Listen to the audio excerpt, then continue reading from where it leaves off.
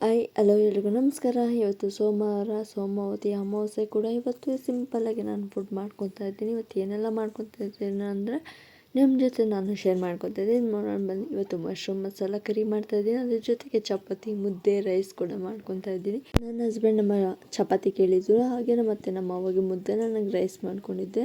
ಚಪಾತಿ ಜೊತೆ ಮುದ್ದೆ ರೈಸ್ ಮಾಡ್ಕೊಂಡ್ರೆ ತುಂಬ ಈಸಿ ಆಗಿಬಿಟ್ಟಿತ್ತು. ತುಂಬಾ ಬೇಗನೂ ಕೆಲಸ ಮುಗೀತು. ಇವತ್ತು ಅಮಾವಾಸ್ಯೆ ಕೂಡ ಇವತ್ತು ಎಲ್ಲ ಕೆಲಸ ಜಾಸ್ತಿ ಇರೋದ್ರಿಂದ ಬೇಗ ಏನಾದರೂ ಫುಡ್ ಮಾಡ್ಕೊಂಬಿಡೋಣ ಅಂತ ಅನಿಸ್ಬಿಟ್ಟಿತ್ತು.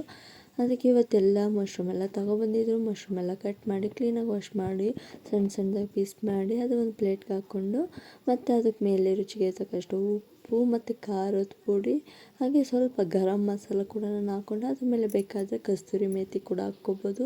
ಅದ್ರ ಜೊತೆಗೆ ಸ್ವಲ್ಪ ನಾನು ಇದ್ರಿಗೆ ಮೊಸರೆಲ್ಲ ಯೂಸ್ ಮಾಡ್ತಾಯಿಲ್ಲ, ತೆಂಗಿನಕಾಯಿ ಹಾಲು ಹಾಕ್ಕೊತಾ ಇದ್ದೀನಿ. ತೆಂಗಿನಕಾಯಿ ಹಾಲು ಹಾಕೊಂಡಿಂದ ತುಂಬ ಟೇಸ್ಟಾಗಿರುತ್ತೆ, ಸಖತ್ತಾಗೂ ಇರುತ್ತೆ.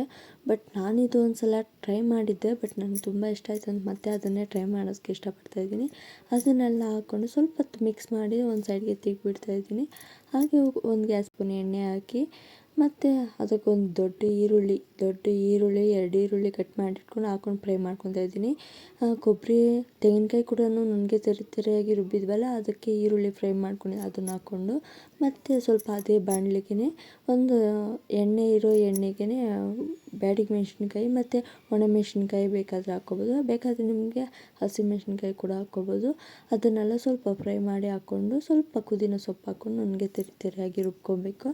ಅದೇ ಕಡಾಯಿಗೆ ಪಲಾವ್ ಎಲೆ, ಚಕ್ಕೆ, ಲವಂಗ, ಸೋಂಪು ಎಲ್ಲ ಹಾಕ್ಕೊಂಡು, ಮತ್ತು ರುಬ್ಬಿರೋ ಮಸಾಲ ಹಾಕ್ಕೊಂಡು ಚೆನ್ನಾಗಿ ಮಿಕ್ಸ್ ಮಾಡ್ಕೋಬೇಕು. ಮಿಕ್ಸ್ ಮಾಡ್ಕೊಂಡವರೆಗೂ ಎಣ್ಣೆ ಬಿಡೋವರೆಗೂ ಮಿಕ್ಸ್ ಮಾಡಿಕೊಂಡು, ಸ್ವಲ್ಪ ಒಂದು ಲೋಟ ಆಗೋಷ್ಟು ನೀರು ಹಾಕ್ಕೋಬೇಕು.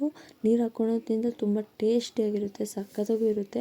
ಬಟ್ ಇದು ಮುದ್ದೆಗೂ, ಚಪಾತಿಗೂ ಮತ್ತು ಪೂರಿಗೆ, ರೈಸ್ಗೆ ಮಾತ್ರ ತುಂಬ ಚೆನ್ನಾಗಿರುತ್ತೆ.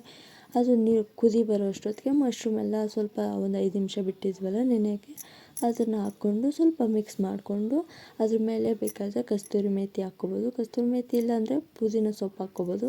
ಪುದೀನ ಸೊಪ್ಪು ಹಾಕ್ಕೊಂಡಿದ್ದಾದ್ಮೇಲೆ ಸ್ವಲ್ಪ ನನ್ನ ಆ ಬಟ್ಲಿಗೆ ಸರ್ವ್ ಮಾಡೋದಕ್ಕಾಗಲಿಲ್ಲ, ಮತ್ತು ಇನ್ನೊಂದು ಬಟ್ಲಿಗೆ ಸರ್ವ್ ಮಾಡಿಕೊಂಡು, ಅದ್ರ ಮೇಲೆ ಸ್ವಲ್ಪ ಗರಂ ಮಸಾಲ ಮತ್ತು ಸ್ವಲ್ಪ ಧನಿಯಾ ಪುಡಿ ಮತ್ತು ಅದ್ರ ರುಚಿಗೆ ತಕ್ಕಷ್ಟು ಉಪ್ಪು ಮತ್ತು ಖಾರದ ಪುಡಿ ಬೇಕಾದರೆ ಹಾಕ್ಕೋಬೋದು, ನಿಮ್ಗೆ ಆಪ್ಷನು. ನನಗೆ ಸ್ವಲ್ಪ ಖಾರ ಇರಬೇಕಾಗಿತ್ತಂತ ಖಾರದ ಪುಡಿ ಕೂಡ ಹಾಕ್ಕೊಂಡೆ.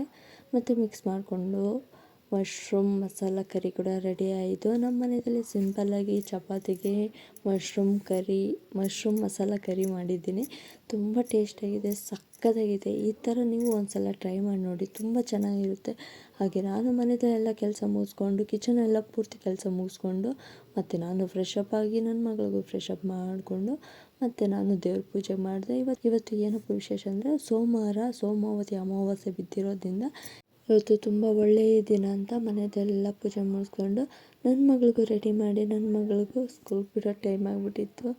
ಮತ್ತು ಈ ವಿಡಿಯೋ ಎಲ್ಲಿಗೆ ಎಂಡ್ ಮಾಡ್ತಾಯಿದ್ದೀನಿ. ಮತ್ತೆ ಸಿಗೋಣ. ಬಾಯ್. Thank you.